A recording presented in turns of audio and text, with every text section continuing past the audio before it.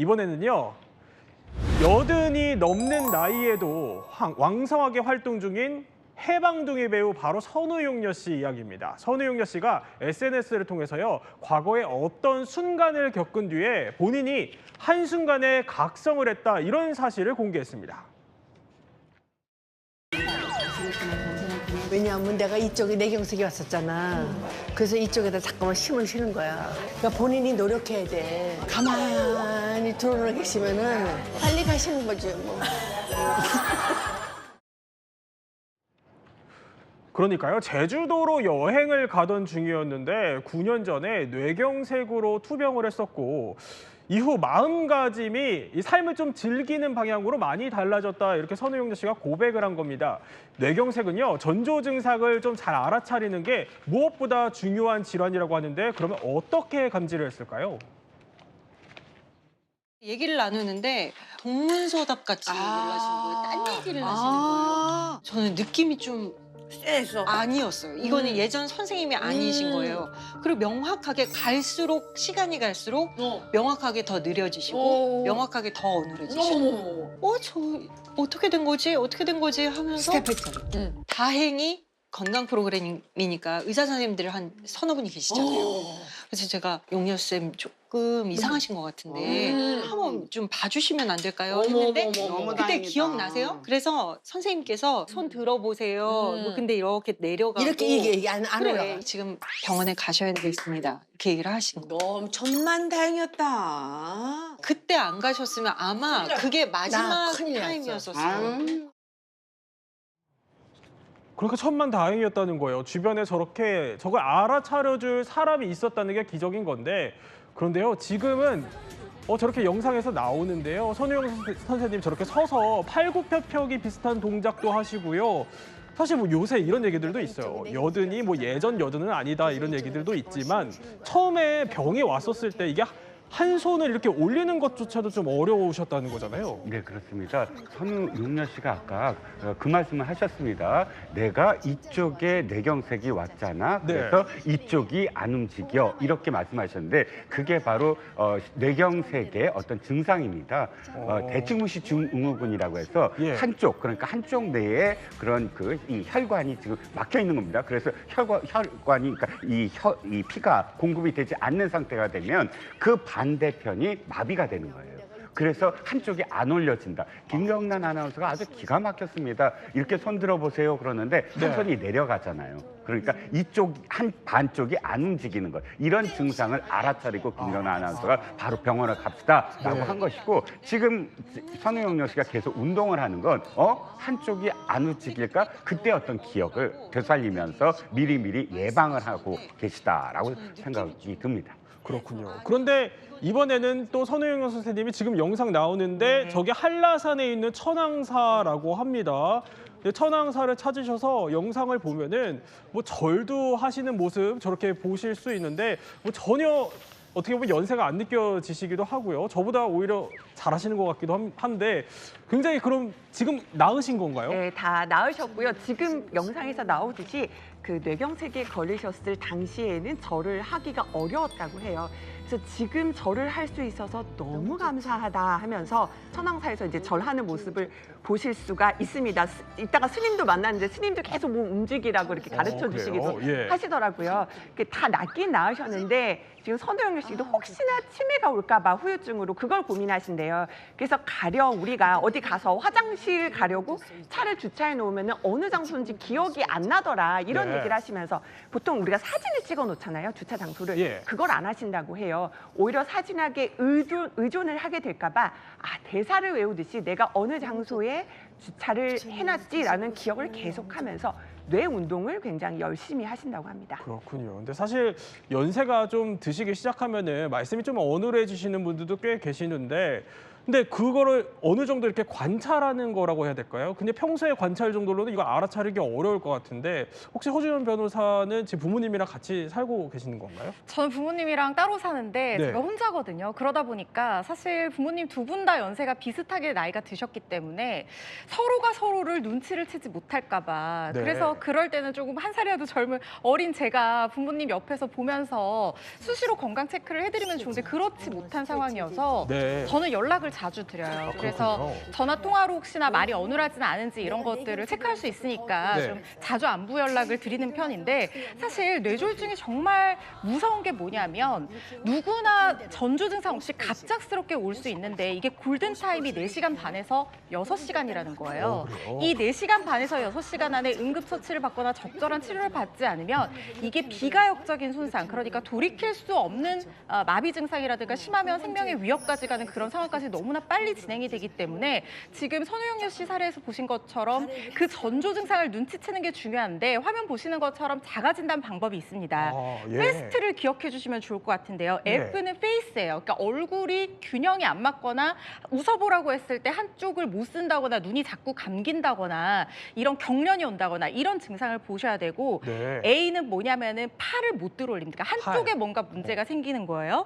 팔을 들어올릴 때 한쪽 팔이 자꾸만 내려간다든가 똑바로 걷지 못하시고 뭔가 자꾸 절뚝절뚝하면서 걸으신다든가 이런 증상을 보셔야 되고요. 네. S는 뭐냐면 스피치예요. 그러니까 말씀드린 것처럼 발음이 어눌해진다든가 주술관계 호응이 잘 맞는 간단한 문장도 말씀을 못 하신다든가 네. 동문서답한다든가 이러면 의심을 해봐야 된다는 거예요. 마지막 T는 타임 투 액트. 이게 무슨 뜻이냐면 행동할 때라는 거예요. 그러니까 즉시 119에 신고해야 될 때라는 거예요. 앞서 말씀드린 3가지 증상이 하나라도 보인다고 하면 네. 특히 연세 드신 분들 요즘처럼 일교차 심할 때는 혈관이 좁아졌다 늘어났다 하기 때문에 갑작스럽게 뇌경색 전조 증상 올 수 있거든요. 이 증상들 기억해 놓으셨다가 의심스럽다고 하면 바로 신고를 하시는 게 도움이 될 것 같습니다. 그렇군요. 페스트 아주 잘 설명을 또 해주셨는데 이종근 평론가님은 어떠세요? 지금 부모님이 근처에 사신다고요? 어머님이 예. 저희 집에서 한 5분 이내 거리에 지금 살고 계십니다. 그래요? 일부러 예. 그렇게 한 건 저희 어머님이 선우영녀 씨하고 띠동갑이에요. 선우영녀 씨가 예. 1945년생인데 저희 어머님이 1933년생이시거든요. 그러니까 지금 93 정도 되셨습니다. 그러시군요. 그런데 어르신들이 가장 두려워하는 병이 바로 뇌경색이거든요. 갑작스럽게 쓰러져 버리면 사실 지금 변호사께서 말씀하셨지만 4시간에서 5시간 내로 네. 응급실에 가야 됩니다. 그게 골든타임이거든요. 그래서 그나마 제가 이제 전화를 드려서 혹시나 혀가 말리는 듯한 느낌, 뭐 말이 어눌해지는 게 혀가 말려서 그렇게 되거든요. 그래서 말씀해 보시라 하고 만약 그러면 달려가서 바로 모실 수 있도록 그나마 좀 가까운 거리에 이렇게 전 모시고 있습니다. 그렇군요. 근데 선우용여 선생님이 투병 이후에는 이제 좀 나를 위해서 살아보겠다 이렇게 결심을 하셨고 그래서 요새 좀 유명하게 호텔에서 조식 뷔페 상당히 이용하는 걸로 또 유명하십니다. 그래서 저희가 그 식단을 한번 재현을 해봤어요. 이게 보면은 서양식 콩조림에 삶은 계란 또 레몬즙 뿌린 연어와 브로콜리. 근데 이 정도면 몇 점짜리 식단이에요? 제가 감히 평가하기는 좀 네. 어렵지만 저는 99점 드리고 싶은 게요. 일단 단백질하고 레몬즙 같은 신맛 나는 소스, 너무 강하지 않은 어떤 가늘한 소스들로 단백질 위주로 구성한 게 굉장히 좋은데 왜 1점을 안 드렸냐면 네. 여기에 현미라든가 아니면 통밀, 호밀 같은 질 좋은 탄수화물 조금만 추가하시면 더 좋을 것 같아요. 네. 그런데 제가 저 영상을 보면서 선우영녀 씨가 진짜 잘하신다고 느낀 게 저 식단 선정도 굉장히 좋지만 식사하시는 순서도 우리가 혈당을 천천히 올리려면 야채나 단백질을 먼저 먹고 충분히 포만감을 느낀 다음에 마지막에 탄수화물 먹는 게 좋다고 공부들 많이 하거든요. 그런데 지금 보시면 신맛 나는 것들, 면역력 높이는 그런 것들 다 첨가를 하셔가지고 단백질부터 드시는 모습이 그리고 브로콜리 같은 야채까지 같이 곁들여서 드시는 모습이 건강을 위해서 정말 신경도 많이 쓰시고 좋은 식습관 가지고 있다는 생각도 드는데 지금 아침 루틴이 굉장히 유행입니다. 특히 선우영녀 씨 아침 루틴 따라하면 인생이 바뀐다라고 하면서 그래요? 소개를 해주셨는데 아침에 일단 일어나서 스트레칭을 한대요. 그 다음에 물을 먹는데 물을 먹는 방법이요. 갑자기 찬물이나 뜨거운 물을 마시는 게 아니라 따뜻한 따뜻한 물, 찬물을 반반 섞어서 마시고 달걀 2개를 먹는다는 거예요. 그리고 소금도 천일염으로 좋은 걸 쓰셔서 천일염으로. 네. 네, 그래서 지금 아침에 저렇게 스트레칭 하시는 모습인데 저도 저 루틴은 도움이 될 것 같아서 아침 루틴 한번 실천해 보려고 합니다. 그렇군요. 이제 선우용 씨가 이런 말씀도 하셨다고 해요. 뭐 도둑질 안 하고 남의 남편 안 빼앗는 것만 지키되 그 외 모든 걸 난 다 해보고 살기로 결심했다. 이런 말씀도 하셨다는데 어느새 SNS 채널 구독자가 벌써 20만 을 훌쩍 넘기셨어요. 25만 명을 넘었더라고요. 25만 네. 명이요. 와, 어마어마하신데 그런데 70년대 김태희로 불렸던 삼이자 선생님도 뇌경색 투병 이후에 우울증까지 오셨었어요? 그런데 극복했던 게 2가지의 힘이 있습니다. 희망적인 생각과 사랑하는 일, 그리고 헌신적인 가족의 힘인데요. 그 삼이자 씨가 이제 채널A에 2022년에 이렇게 출연을 해주시기도 했는데 뇌경색으로 쓰러진 것이 2018년입니다. 당시에요. 드라마 정말 많이 나오셨잖아요. 그렇죠. 드라마, 연극, 거기에 생방송까지 너무 일정이 많았다고 합니다. 생방송 출연하던 와중에 쓰러져서 내가 너무 몸을 혹사했구나 깨닫게 되었다고 합니다. 그래서 당시에 수술을 했고 약간 좀 다리가 좀 걸음걸이가 불편해졌다고 하는데요. 그 당시에 이렇게 이겨낼 수 있었던 힘은 연극을 통해서 희망적인 생각을 많이 했다고 합니다. 이걸 통해 이겨냈고 또 이렇게 몸이 불편할 때 옆에서 남편이 또 헌신적으로 도움을 줘서 굉장히 극복할 수 있었다라고 얘기를 전했습니다. 스타들이 뭐 저런 속사정이 있었다는 게 사실 좀 서글프게 느껴지기도 하는데요. 삼이자 선생님의 이야기 한번 들어보시죠.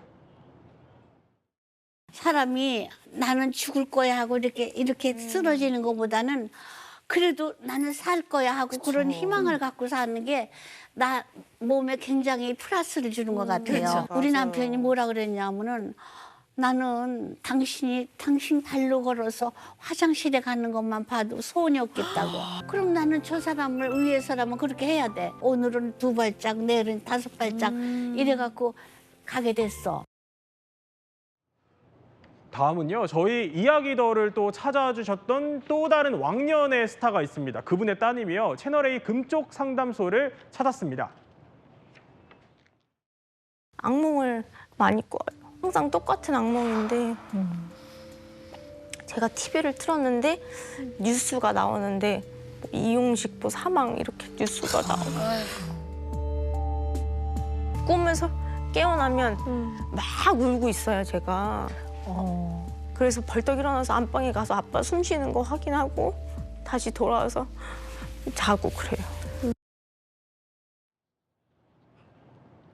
아니 그러니까 뽀시기 아저씨 저 이용식 선생님 저희 지난달에 이야기도에도 직접 나오셨었거든요. 네. 근데 무남동 여인 외동딸이 저렇게 눈물을 뚝뚝 흘리시고 계신데 왜 그러신 거예요? 아빠의 건강을 걱정하는 딸의 어머니입니다. 건강하시길 기원하는. 네. 왜 그러냐면 이용식 씨가 참 많이 건강이 불편하셨어요. 사실 굉장히 위험했던 적도 있습니다. 그러세요? 1997년에는 진짜 급성 심근경색이 왔어요. 그래서 심장에 스텐트 시술도 수차례 받았고 또 2021년에는 뇌경색으로 인해서 오른쪽 망막에 결함이 생겼어요. 지금 오른쪽 눈이 사실 잘 안 보이십니다. 그러세요? 그럴 정도로 사실 지금 2가지만 소개했지만 참 많이 건강에 적신호가 온 적이 많아서 이용식 씨의 딸은 이거예요. 건강하시기 위해서 운동 좀 하시라고 네. 여러 가지 방법으로 권유를 했던 것 같아요. 본인이 다이어트도 직접 하고 그러면서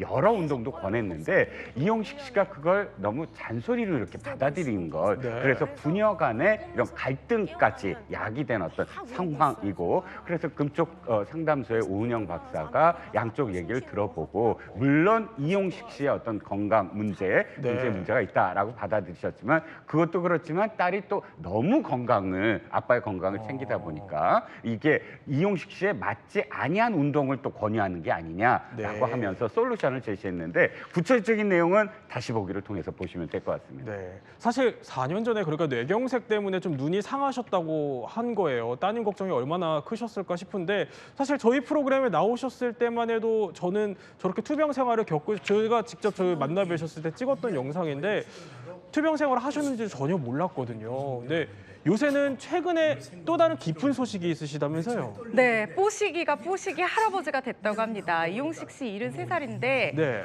딸 수민 양이 지난 5월에 딸을 출산을 했어요. 아, 그래요? 태명이 팔복순이었다고 하는데 네.